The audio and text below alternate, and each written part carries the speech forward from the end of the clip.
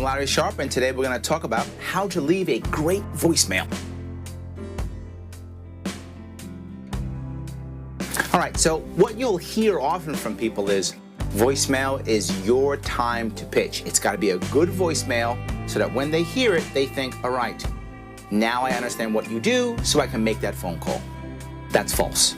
Most people don't even listen to voicemail anymore. If you walk down the hallways of most of the businesses today, you'll see the light on the voicemail light on all the phones. People are waiting for you to email them or text them or follow up some other way. Voicemail is sometimes checked only once a day or sometimes twice a day. So for you to assume someone's going to listen to that voicemail and listen to your pitch, probably not going to happen. So let's assume that every once in a while they zip through their voicemail quickly, boom, boom, boom. If that's the case, you want your voicemail to be very specific. You want it to be short, you want it to be urgent, and you want it to be vague. Yes, urgent and vague. The more detail you put into a voicemail, the less chance I want to call you back. The less urgent it is, the less chance I want to call you back. The odds are I won't call you back anyway. That's just how what happens with most voicemails. But if I at least remember you when you call back, at that point, I take your phone call. So here's your template. First part of your voicemail. Someone says, you've reached the voicemail of Jane Doe. Please leave a message. You're going to say, Jane. You're going to start your voicemail with that person's first name. Announcing their name. Jane, Bob, whoever their name is. That's going to get their attention. Because, of course, when you check your email, you say, oh, email. Oh, I'm so happy.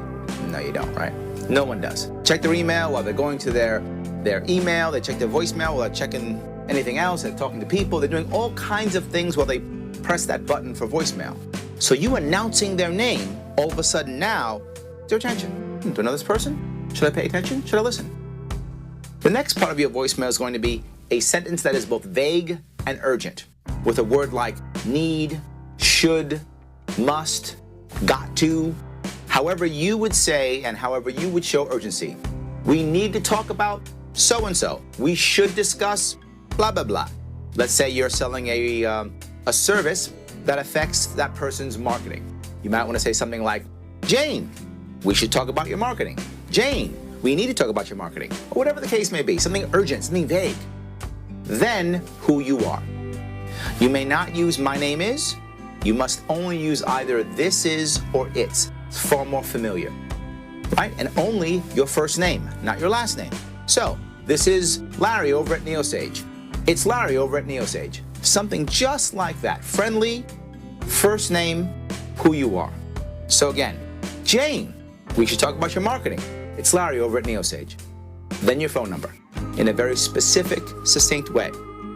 Area code, nice long pause, very long pause, extended pause, then the next 3 and the next 4. So, Jane, we need to talk about your marketing. It's Larry over at Neosage. 212-123-4567. Click. Hang up. Perfect voicemail. You do not need to say the phone number twice. That's assuming you're going to have a 7-minute spiel and you don't want them to replay it because your phone message is 10 minutes long, of course. But if your phone message is just a couple of seconds, one time's enough. Not just that, you said 212. What did that person do? They went to grab the pen and a pencil, right? So they're hopefully writing that number down. In the perfect case scenario, what happens is, Jane, who's this person? They talk about your marketing. What about my marketing? It's Larry over at Neosage. Do I know Larry at Neosage? 212-123-4567. Home run for you. If that happens, best chance they will actually write your number down, maybe even call you back. I hope so. But even if they don't call you back, when you get the voicemail from you, again, when they get a message from their assistant, when they get an email from you, they're going to remember that voicemail, get a chance to reply, talk to you, and you can get that one-on-one. So remember, name, vague, short, who you are, first name, phone number, one time, long pause. Jane, we need to talk about your marketing. It's Larry over at Neosage. 212-123-4567. This is not magic. all of a sudden everyone's not going to call you back. Here's what I'm promising you. Use this technique and you will have more people calling you back. You only have a 5% return, it'll be 10. If you have 10%, it'll be 15 or 20. You will get more people returning your phone calls using this method. Good luck.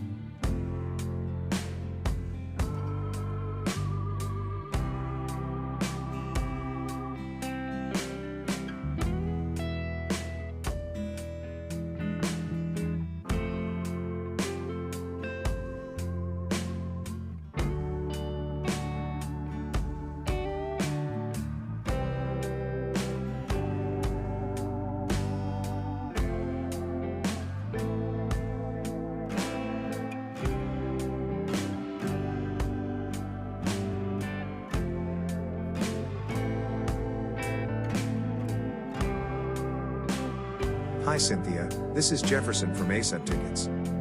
I checked again for your trip today, and found a really good option. Please get back to me as soon as you can, not to miss the seats.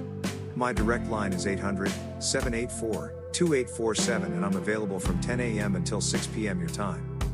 I'll hold on to the seats for now, and try you again tomorrow at 11 a.m. Have a great day. Good morning, Mary. This is Malcolm from ASEP Tickets calling. I'm still holding on to the flight we discussed yesterday, but the reservation will expire today at 6 p.m. Call me as soon as you can. My phone number is 800-875-3847 and I will be in the office until 8 p.m. I'll try you again later today. Have a great day.